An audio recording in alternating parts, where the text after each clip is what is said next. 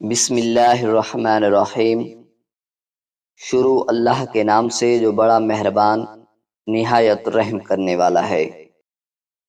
ایک بار یہودیوں نے سوچا کہ حضرت علی رضی اللہ تعالی عنہ سے سوال کیا جائے کہ علی رضی اللہ تعالی عنہ سوچ میں پڑ جائیں۔ یہودی سوچنے لگے کہ ایسا بندہ کہاں سے ملے گا جو حضرت علی رضی اللہ تعالی عنہ سے ایسا سوال کرے۔ یہودیوں نے ایسا بندہ ڈھونڈنا شروع کر دیا۔ ڈھونڈتے ڈھونڈتے کافی عرصہ کے بعد ایک ایسے یہودی عالم کے پاس گئے جو 70 سال سے ایک غار میں رہ رہا تھا۔ وہ یہودی بے انتہا بوڑھا اور کمزور تھا۔ اس کی اتنی ریاضت تھی کہ وہ غیب کی چیزوں کو بھی دیکھ سکتا تھا۔ وہ یہودی اس عالم کو لے کر کوفہ آ گئے۔ حضرت علی رضی اللہ تعالی عنہ مسجد میں تشریف فرما تھے۔ یہودی عالم کو مسجد کے باہر تیار کر کے مسجد کے اندر بھیجا گیا۔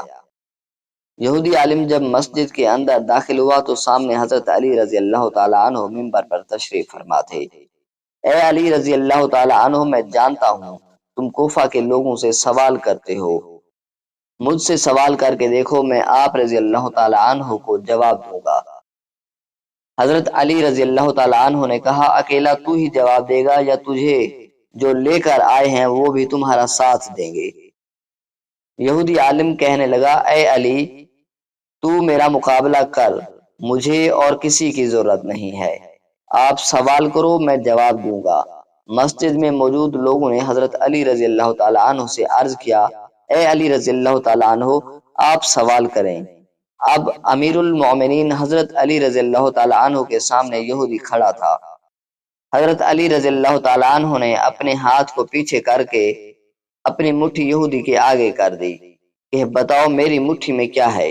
یہودی عالم نے آنکھیں بند کر لیں، آسمانی کتابوں میں غیب کے علم کی مدد سے آسمان میں جھانکا، آنکھیں کھولیں اور کہنے لگا، کوہ ابو قبیس میں ایک فاختہ نے انڈے دیے ہیں، ان میں سے ایک انڈا آپ نے اٹھایا ہے۔ صحابہ کرام اور مسجد میں تمام لوگوں کی نظریں حضرت علی رضی اللہ تعالی عنہ کے ہاتھ پر تھیں کہ دیکھیں کیا نکلتا ہے۔ حضرت علی رضی اللہ تعالی عنہ نے ہاتھ کھولا تو اس میں فاختہ کا انڈا تھا۔ تو یہودی عالم سے کہنے لگے، بہت اچھا، اور کہنے لگے، اب کریں حضرت علی رضی اللہ تعالی عنہ سوال۔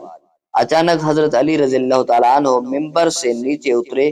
حضرت علی رضی اللہ تعالیٰ عنہ نے وہی انڈا یہودی عالم کے ہاتھ پر رکھ دیا اور فرمایا کہ لے اسے وہیں رکھ کر دکھا جہاں سے میں نے اسے اٹھایا ہے۔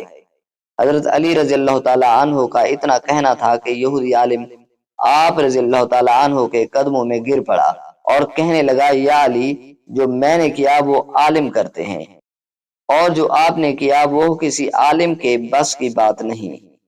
یہودی عالم شرمندہ ہو کر جانے لگا تو حضرت علی رضی اللہ تعالیٰ عنہ نے فرمایا، اگر اب تو یہاں آ ہی گیا ہے تو مجھے کچھ بتا کے جا۔ یہودی سر جھکا کر کھڑا ہو گیا، پوچھے یا علی؟ آپ رضی اللہ تعالیٰ عنہ نے پوچھا، یہ جو تو غیب کے جواب دیتا ہے یہ تو نے کہاں سے سیکھا؟ یہودی کہنے لگا، یہ میں نے ریاضت کی ہے، عبادت نہیں۔ علی رضی اللہ تعالیٰ عنہ نے کہا، اپنا نفس مارا؟ یہودی کہنے لگا، جی مارا۔ حضرت علی رضی اللہ تعالیٰ عنہ نے کہا، کیا کرتا ہے تو نفس مارنے کے لیے؟ یہودی کہنے لگا، میرا نفس جس کام کے لیے مجھے کہتا ہے میں وہ کام نہیں کرتا، جس کے لیے روکتا ہے وہ میں کرتا ہوں۔ کلمہ نہ پڑھتے ہوئے بھی میں ریاضت کے اس مقام پر پہنچ گیا ہوں کہ میں غیب کی چیزوں سے واقف ہو گیا ہوں۔ حضرت علی رضی اللہ تعالیٰ عنہ نے فرمایا، اچھا تیرا نفس جو تجھے کہے وہ تو نہیں کرے گا؟ یہودی کہنے لگا، بالکل نہیں کروں گا۔ حضرت علی رضی اللہ تعالیٰ عنہ نے کہا، تیرا نفس کیا کہتا ہے تیرے مسلمان ہونے کے لیے؟ یہودی کہنے لگا، میرا نفس کہتا ہے مسلمان نہ ہو۔ حضرت علی رضی اللہ تعالیٰ عنہ نے فرمایا، اگر تیرا نفس کہتا ہے تو مسلمان نہ ہو تو پھر تو مسلمان ہو، کیونکہ تو کہتا ہے کہ تیرا نفس جس کام کے لیے مجھے روکتا ہے تو وہ کرتا ہے۔